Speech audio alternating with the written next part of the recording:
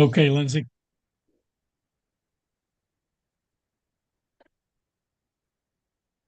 Well, good morning, everyone, and welcome to the February meeting of the Kansas Children's Cabinet and Trust Fund. We have a fairly short agenda today, but important nonetheless. So thank you for being with us. First off, I want to recognize and welcome Christy Smith, who previously was the head of Child Care Aware, and she has taken the new position as Executive Director of the Office of Early Childhood. So Christy, welcome. Happy to have you coordinating with us in that new position. Thank you. I'm glad to be here. Also, I want to extend my condolences to Dave Younger, whose father just recently passed. And Dave insisted that he could still participate in this meeting. So Dave, we're sorry for your loss, and we appreciate your efforts to be with us this morning. Thank you, Don. Going on with the agenda, next up is approval of the December cabinet meeting minutes. Those have been emailed out to all of you. You've had a chance to review them. My intention is to adopt them by acclamation unless there is an objection.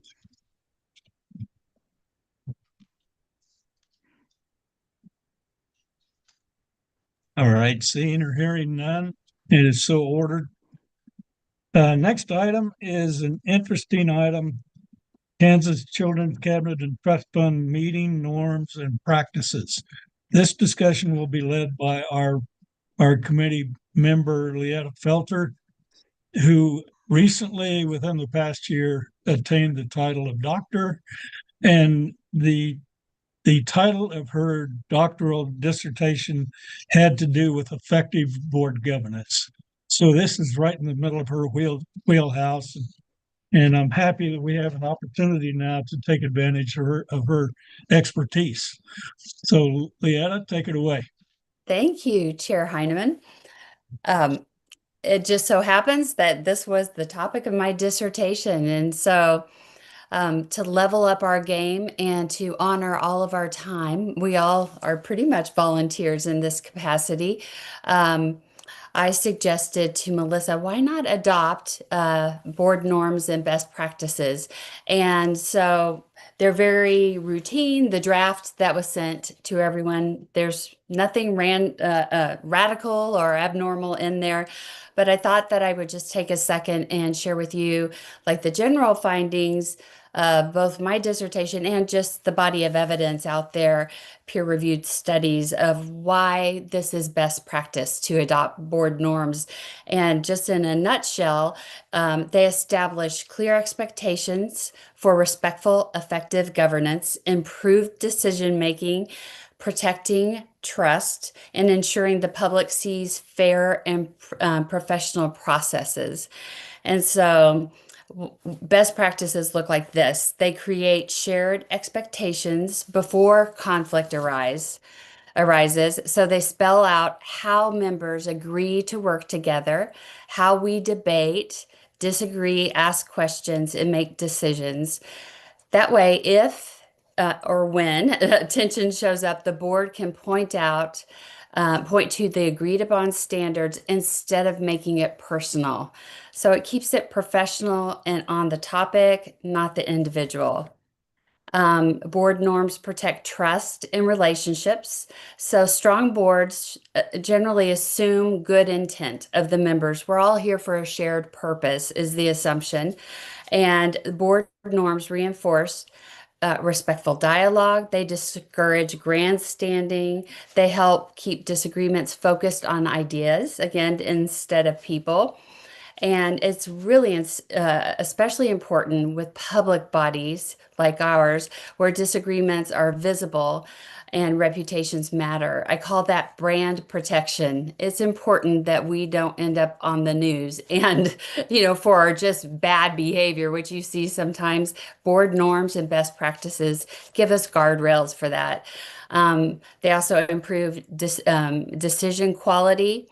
Members know that they can ask hard questions without being labeled difficult and know when it's time to stop debating and make decisions. Discussions become more honest and productive. Norms prevent both rubber stamping and the endless circular debate. It allows every voice to be heard at the table, so it honors everybody's time. They help new members integrate quickly so you can hit the ground running. And they increase generally public confidence, which is really important, especially when you're managing the master tobacco settlement funds for and directing them towards children's programs. So for public bodies to look professional, respectful, and purposeful, it underscores a public confidence in what we're doing. And it gives leaders a neutral tool for course correction. So instead of calling someone out personally, the chair or any member can say, hey, let's return to board norms. Again, it's guardrails. It allows us to de escalate a hot situation without embarrassing and making it personal. So, and one other thing is boards revisit board norms on a regular basis. So we can do it annually, or typically what happens is when there's a change in the composition of the board leadership, you revisit board norms. And that's basically my study and the general body of peer-reviewed studies about board norms in a nutshell. Thanks for letting me share.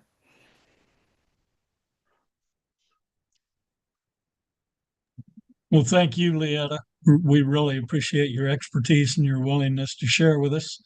I think it's very valuable information, and personally, I intend to review the norms and practices before our meetings in the future to make sure that I personally am staying on track. And we have all had horror stories where a committee meeting or a board meeting just was a wreck. Maybe not to the point of throwing shoes, but nonetheless very unproductive and wasteful of everyone's time. And this will help avoid that. So I want to thank you for that. I'll open it up to questions or input from board members.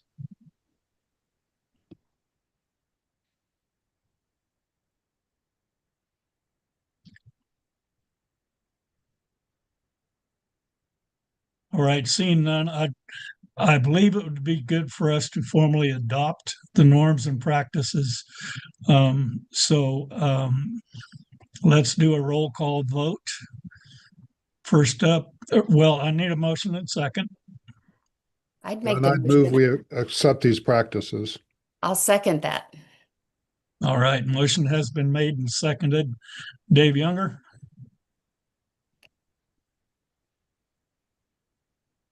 Maybe you're muted. you Good. Aye. Representative Suzanne Weichel, Aye. Dr. Tara Wallace, Yes. Tabor Rossbroy, Aye. Dr. Leetta Felter, Yes. and Chair Don Heineman votes yes, and the norms and practices are adopted. Thank you once again, Leetta.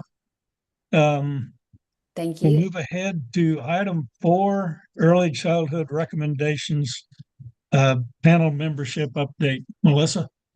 Thank you, Don. And first, I want to thank the board. I don't think we've ever had one of those meetings that have gone off the rails, so to speak, but we have undergone a lot of change in the last year as an organization in terms of board makeup and lots of new member onboarding happening in the last year. And this I very much appreciate this document to have. We will add it to the new board member orientation kit that you all received in those meetings this year, and continue to work to honor the purpose of the norms. So thank you for that. Okay, early childhood recommendations panel is it was created through Executive Order 2002. As a reminder, the Executive Order designated the Kansas Children's Cabinet and Trust Fund to serve as the Kansas Early Childhood Advisory Council as required by the federal Head Start statute. But the federal guidance has a certain set of required positions that need to be represented on the Early Childhood Advisory Council. So the executive order designated a standing committee of the Children's Cabinet known as the Early Childhood Recommendations Panel to serve as the place that the subject matter expertise gathers and does the work and brings recommendations as needed to the advisory council. So this is our working group serving us in the advisory capacity. And so we do an annual membership, 1-year terms to serve on the panel. You all approve those. The application process opens later in spring. We bring the roster to you in June for approval, and then the term begins July 1 and runs through June 30. As Dawn mentioned, Christy Smith, formerly of Child Care Aware of Kansas, was a member of our recommendations panel. She needs to step off that for reasons, and we today have a recommendation to approve Cami Cohorst, who is serving as the interim executive director of Child Care Aware of Kansas while they conduct their search for a new permanent leader. We would love to get approval to add Cami to the panel so that we maintain the representation that we think is important to have in that group. So that's the request. If there's any questions or discussion, I'm happy to entertain it. And that's it. So Mr. Chair, I'll turn it back to you. All right, thank you, Melissa. Any discussion?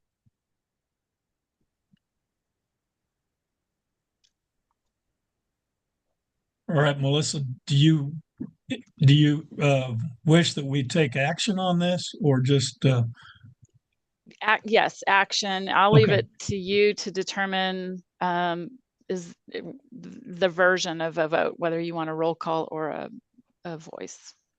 I think voice vote is probably appropriate in this case. Yep. I will need a motion and second. So moved, Lietta. And I'll second that. All right. Motion's been made and seconded to approve Cami Cohorst as a member of the advisory advisory board. All those in favor say aye. Aye. Aye. Aye. Opposed, no. Motion carried. Thank you. We know Cami to be great, so the panel work should continue smoothly. So thank you for that. All right, just sailing through the agenda here this morning. Agency updates. Up first will be Amanda Peterson from KDHE. Good morning, Welcome. friends. I'm Amanda Peterson, the Director of Early Childhood at the Kansas State Department of Education. It's lovely to be with you all this morning. I have a couple of pieces to share. As a reminder, many of you are already subscribed to our fabulous KSDE weekly newsletter. That's a communication that our communications team puts out and sends out every week on Thursdays. And if you're not already, you can visit www.ksde.gov. And if you scroll down, it's either the first or second story on the homepage. But it's a really nice way to be able to stay up to date on things happening in Kansas education. One story that we shared yesterday, even though it's only February, it certainly feels like springtime outside today, and springtime is coming. And so schools and communities are looking ahead to think about the practices and strategies that they'll put in place to help support all of the soon-to-be 5-year-olds who are going to be starting kindergarten for the first time next school year. So we took the opportunity to share and remind everybody of a couple of resources, and I think that for people listening, this is a good time to refresh on what we have available. One huge piece of this work in Kansas is our wonderful Kindergarten in Kansas booklets. Tabitha's amazing coworker at the Kansas Parent Information Resource Center, Natalie Schweda, sends out hundreds, if not thousands of these every year to organizations and school districts all around the state serving young children. So Kindergarten in Kansas is a booklet that gives families information about kindergarten in Kansas and good tips to help prepare them for beginning the school year. It's available in English, Spanish, Arabic, Swahili, Burmese, and Vietnamese. And so these booklets are available for anybody. If you are a family member, if you know a family of a young child, or if you're an organization serving families who are getting ready to start kindergarten, there is a link in the KSDE Weekly Story to complete an easy online form to be able to request those booklets at no cost. We also took the chance to highlight the Kindergarten Readiness Toolkit. Several years ago, the Early Childhood Recommendations Panel developed this tool for Kansas schools and communities to be able to partner and work together to think about all of the ways that they support kids and families in this very important life change. And so it is a good resource to be able to use. And then we've also, we have been collaborating with the Kansas Head Start Association and other partners to gather innovative ideas and resources that communities have developed into a Padlet of resources that others can use to spark ideas. If anybody out there is doing anything particularly innovative or effective in this area, we would love to hear about it. So you can feel welcome to share those ideas with Natalie McLean so that we can get them added into the Padlet. And then finally, we took the opportunity to share information about the ages and stages questionnaires, the Kindergarten Readiness Snapshot. About a quarter of our incoming kindergarten students each year actually complete the springtime before the start of their kindergarten year, so that families can share information about where their child's currently at and receive some information about activities that they can do at home to support their kindergarten readiness.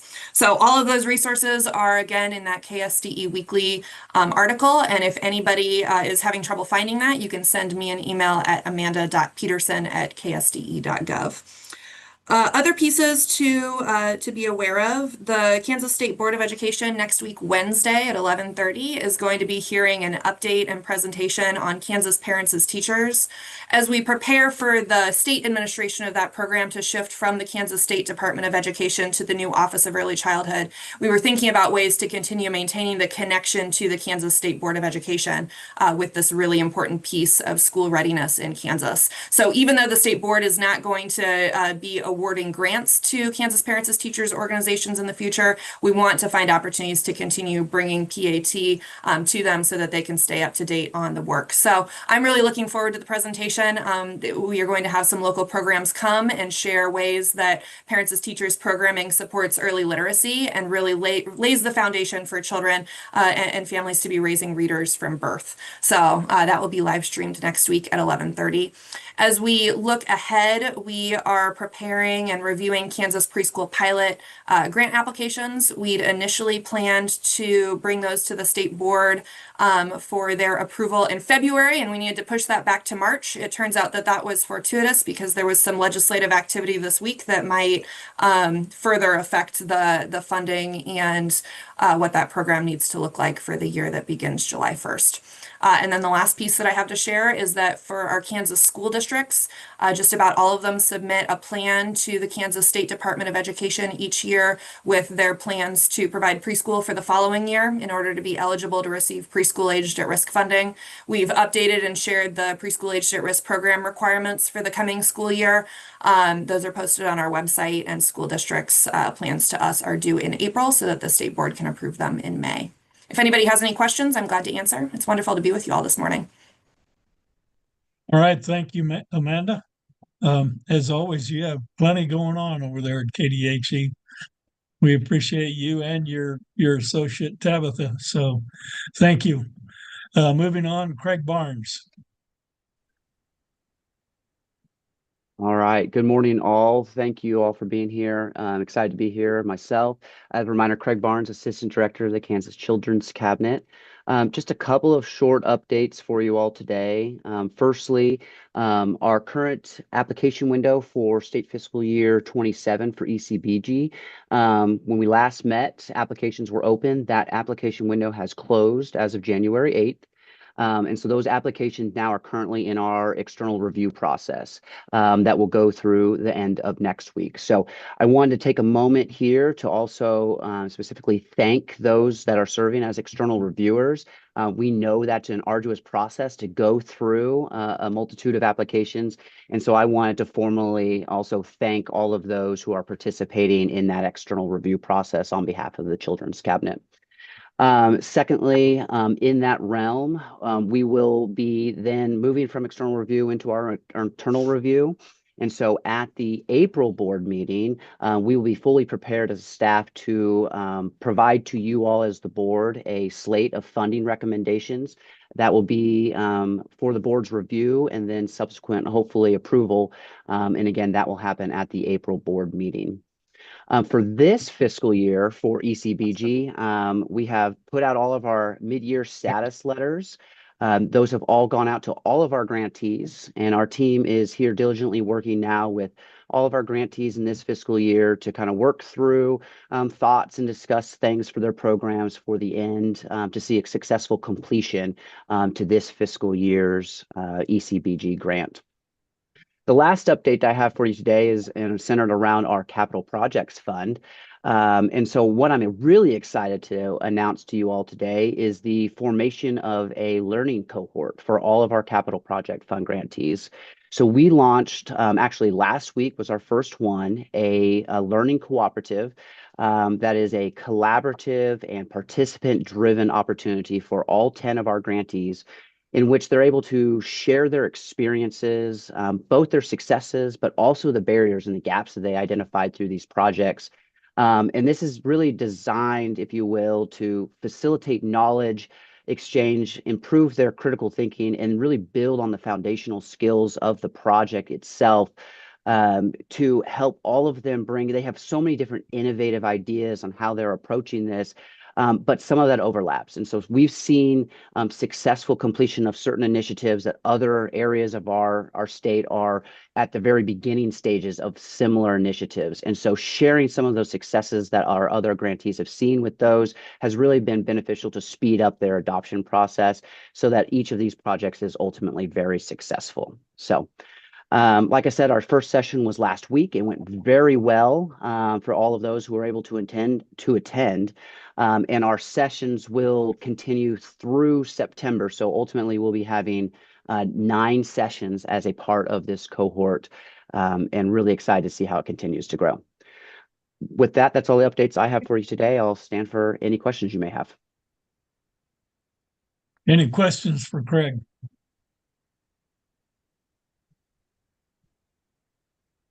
All Craig, right. I'll just say that I'm really pleased to see that you have initiated cooperation and communication among the Capital Projects Fund participants.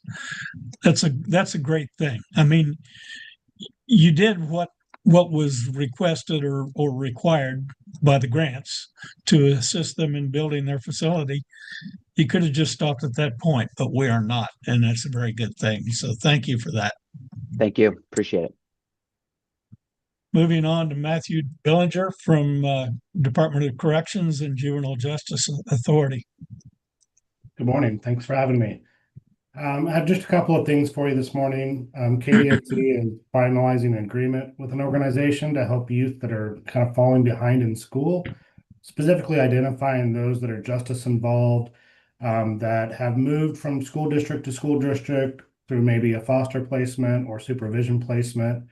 We kind of identified a concern that youth that move between school districts sometimes lose their credits, or those credits from one district don't necessarily apply to the next. So we're looking to kind of help bridge that gap and work to make sure credits do follow and maybe help research and advocate for that youth to get some credits applied that maybe traditionally wouldn't have been.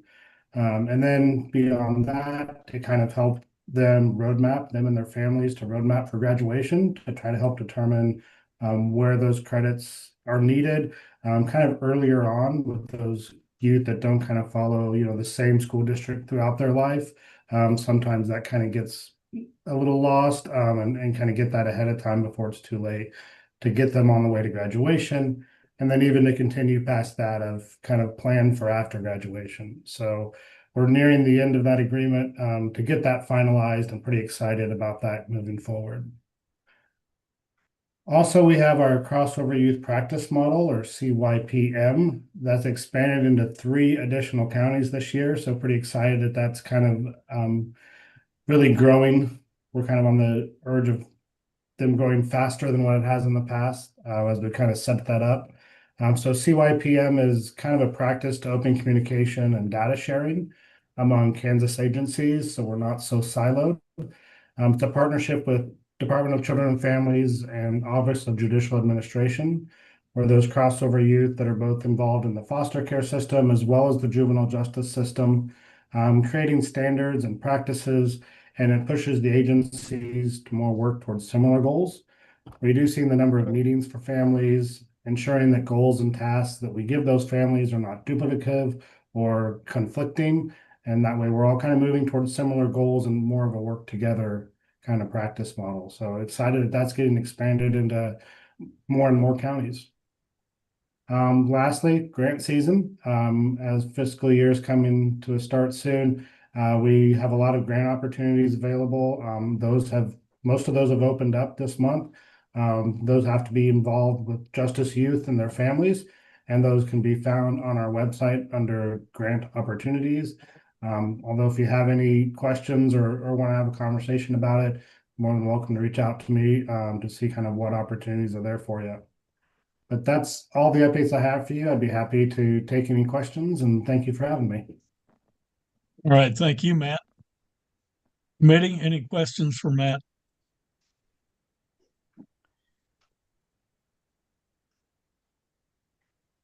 Seeing none, Matt, thank you for your presentation. Dawn, it looks like our KDHE friends are not here yet. They had warned us they had an early meeting and might be late, so we can move on past them. And Okay, we'll skip over them for the time being. Justice Melissa Standridge with Kansas Supreme Court. So I have no update. Sorry about that. This might be the first time, but no real update here. All right, well, thank you for participating today anyway. Well, it's very good. I think I'm going to look up on the KDOC website with Matt, because one of the things we've been talking about is having a like a foster youth partner, somebody who's been through the system as a former foster youth, but we don't have any money for that. And so we could narrow it more to those that are involved in the justice system. And Wyandotte County is the one that wants to do it. So I may be following up with you, Matt. Yeah, that sounds great. That's great. Okay, we'll move on to Christy Smith, new executive director. I think that's the title. I may not quite have that right, but in the Office of Early Childhood. Welcome, Christy. Thank you. I appreciate the opportunity to say a few words. So the official title is Director of Early Childhood, not to confuse because it's the exact same title as Amanda's, which is funny. But this position oversees from what House Bill 2045 was intended to implement, which is obviously consolidating approximately 20 of those early childhood programs into this office. So as you've heard today, several of y'all are already in that mix of trained in the transition. But from this perspective, part of my role is to have Senate confirmation. So I went through my hearing on Monday. I can't even believe it's it feels like a whirlwind lately, but went through that with Senate Public Health and Welfare Committee. And now waiting to be heard on the floor. So once that happens, that big step will be behind us. But for my background, since Melissa had shared earlier, I just previously came from executive director at Child Care Aware of Kansas, and we were the state resource and referral network. And we had regional offices located that supported that work of the R&R work. So, but prior to that, I did direct on-the-ground experience, statewide leadership, and this is my first government position. So I'm learning the nicks and nats of all of that as well as I'm settling into this role. So I officially began on January 5th. And I'm just excited to get to know everyone and learn more as we continue working through those nuances. But happy to answer any questions that you may have. But excited to be here. All right, thank you, Christy. Well, the enabling legislation kind of gave you a roadmap for this, but I'm sure that the enacting and making it all real is a daunting challenge. So we wish you and your team all the best in that endeavor, and I'm sure it will take a while. And also, best of luck in your confirmation. Thank you. Questions from the committee? I'll just have a comment. Christy, you will be amazing in this role, and I'm so proud of you. Congratulations. Thank you. Appreciate it. Thank you. Thanks for your willingness to serve in this capacity. We need you there, so thank you. Thank you.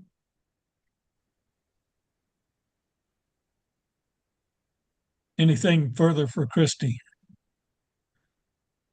All right, Melissa, are Derek and Amy with us yet? I don't see them yet. So we'll get a written update from KDHE and include with the agency updates in the minutes when we send those out, if nothing else. So Don, we can move on. We can always, if before we close, they arrive, we'll give them that opportunity. Sure. Okay, we'll move on to director's updates. Well, thank you so much. So I want to join our chair in welcoming Christy to our board in the ex officio non-voting member capacity. The House Bill 2045 added the director of the office position to that roster. So we now have 7 advisory positions on the board, in addition to the 2 additional voting board members, bringing us to 11 voting members. So we're a larger group, and so as we think about meetings that we choose to hold in person, it creates different space requirements and such. But we are really excited at the development of our board as an organization. So we are in legislative season, and this year I am a supporting member to the work to move the budget through the process in partnership with the work being done to set up the Office of Early Childhood with leadership out of the executive branch and Christy. The Children's Cabinet is moving. Our entire operation will be one division of the office. The bill outlined 3 divisions, so we are one of them. So for this fiscal cycle, it creates some complicating wrinkles. They are solvable. There are solutions on the table, but as we think about the places the CIF travels to fund important programs, this being the first time through to set up the new budget section for the office, it's an interesting process. So we are working our way through it. I think everything so far is moving in a positive direction, and we know the session will be wrapped up by the time we meet again in April. So we'll be able to come back in April with a clear understanding of how much we have to award in the early childhood block grant and what our CIF line items look like. So stay tuned for more as those updates develop. I'm really excited to share that we just wrapped up the final construction project in the Child Care Capacity Accelerator. The project itself is not complete. I want to be clear that construction is ongoing. They have additional sources of funding to help complete their center, but our portion has been fully utilized. So we have successfully completed that portfolio of major renovations and new builds to expand access to childcare in Kansas. You all received the progress update in October about the number of licensed slots created and the new personnel hired to work in those programs. I think we were over 5,100 new slots and over 800 new childcare providers licensed as of that date. So we are just really pleased to see that work all come to fruition and serve the communities across Kansas. Craig mentioned the new cohort for CPF. We realized we were getting questions from that is a smaller portfolio with more complicated projects because they're more than just childcare. And some of the questions coming in from various programs in that portfolio were duplicative. And we thought, boy, these folks, there's this great idea to solve that problem over here. They're going to benefit over there. So I appreciate Craig's time and effort, Melissa Schoenberger on our cabinet staff, and the team from KU that are helping support that cohort. We have another learning project known as the Future Fellows. It's kicking off the 5th round, the 5th cohort of fellows to engage in a process that helps support and develop leadership skills and an approach to strategic planning that is focused on future outcomes and really stretches folks to imagine a better future and apply sort of back mapping to figure out if that's the future we want, what is it going to take to get there? And it's been a preschool development grant funded project since 2019, and it's led to some really innovative projects around the state, and it's something that we're really proud of. So this cohort will be a 6-month sprint. Some of the first 3 were 1-year long projects, but doing it a little quicker this time to get it in. Federally, we did experience a brief window of shutdown, but no disruption of our federal grant funding. So things are in good shape. The new legislation adopted earlier this week has good things for early childhood in it in the HHS and Department of Education budgets. So I've lost the thread. The work has kept me from spending a lot of time digging as to whether this bill has been signed, but it was transmitted to the White House on Tuesday or Wednesday. So I think all things are in order with the federal side of our portfolio. We've had some virtual meetings with our federal project officers. There's no travel to conferences for those programs in the foreseeable future, but they are keeping tabs virtually with us and supporting us. So all is well there. I want to turn attention as the final topic to our meeting schedule. So Lindsay, if you could pull that slide up. April, as mentioned in Craig's report, is one of the milestone meetings we hold as a board. April is the month that we bring the slate for the early childhood block grants. That is our signature program. And so we had conversation back in December when we adopted the 2026 meeting schedule, the pros and cons of leaving the meeting on that first April Friday, according to our tradition it is Good Friday, but the board in attendance at that December meeting opted to maintain that date. According to the schedule in place for the legislature, I do believe their work will be wrapped up. So hopefully our legislative members should have an easier time joining us. But that will be a virtual meeting. We will bring you the slate and carry out that business. June 5th, what I would like to propose, that is our annual budget recommendation meeting and discussion.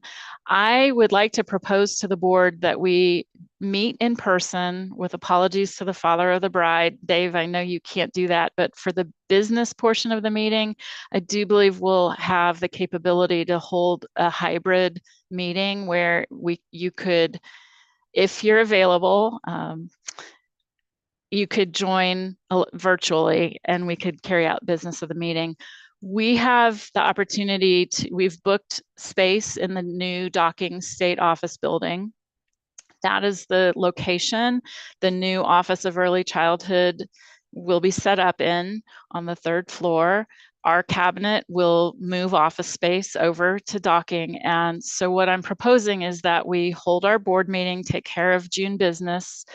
We'll bring lunch in and do a board retreat that includes a tour of the new space and discussion around board priorities in an afternoon board retreat.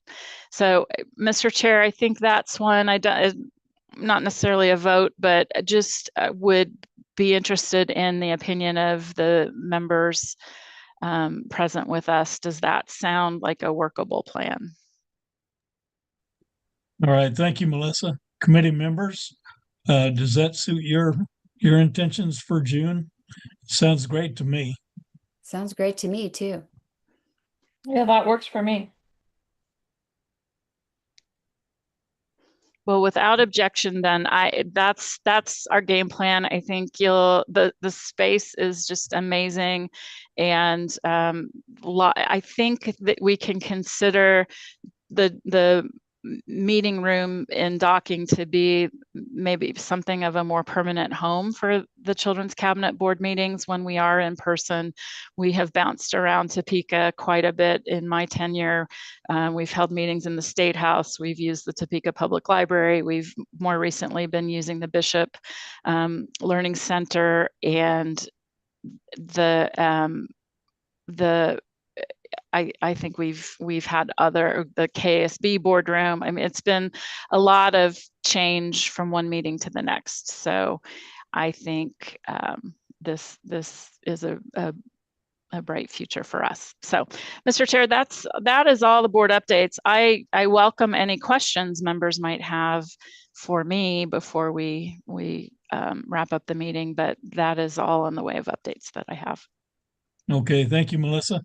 Any questions or input? Committee members? I do have one, Melissa. I'm curious, the CPF cohort communications, have those taken place in person, virtually? What has been the nature of them? It was a virtual meeting. I think that's the intent, although, I wouldn't take an in-person convening off the table, but I think, people it's hard to traverse the state sometimes to get to meetings like that. So virtual is I think the intention. All right, good. And in that cohort, just in terms of the construction, we continue to have projects reaching conclusion. We still have active construction on several, and one is going to run through. They take every minute that they are allowed to spend down that funding. They were dealing with a historic designation on a piece of the property, and that process was a long and arduous task, but they have an amazing game plan for their site, and so they are actively building this location. It's down in Wichita, in proximity to the WSU campus in a neighborhood. So we're really pleased with the outcome of all of this work and that unique one-time opportunity that we had. Okay, that sounds great. Committee members, anything further from Melissa or in general? One final note for the members of the Imagination Library of Kansas Board of Directors, that is the private nonprofit entity. There is a separate meeting link. So we'll log out of this meeting and log into the next one. So we should be able to complete that business. It is a boilerplate report out, but we do need to keep the meeting recordings separated. So that's the reason for the separate link. All right, understood. Seeing no more business to come before the meeting, I would entertain a motion to adjourn. So So moved. moved. Second, Leetta. Motion has been made and seconded to adjourn. All those in favor say aye. Aye. Aye. Opposed, no. The meeting is adjourned. Thank you all. Thanks, guys.